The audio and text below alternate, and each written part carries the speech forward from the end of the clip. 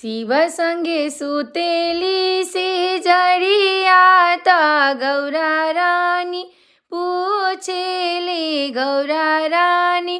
पूछेली हो ए शिवजी कवना बरत हम करी त पिया के उमर बढ़े सेनुराया बदर हे हो हे शिवजी कवना बरत हम करी त पिया के उमर बढ़े सेनुराया बदर हे हो आतन बचन शिवजी सोनेले मने मुसु काएले मने मुसु कावेले हो ए गौरा तीज के बरत तू करी हाथ पिया के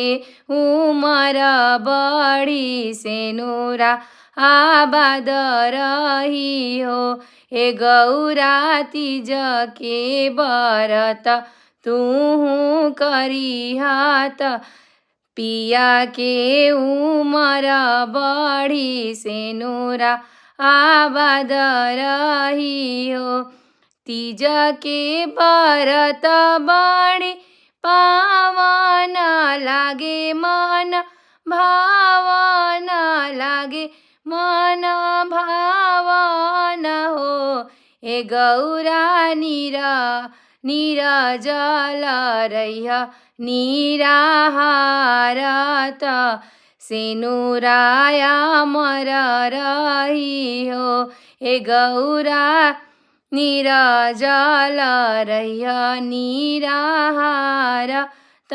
शिव के पूजन करिहा हो।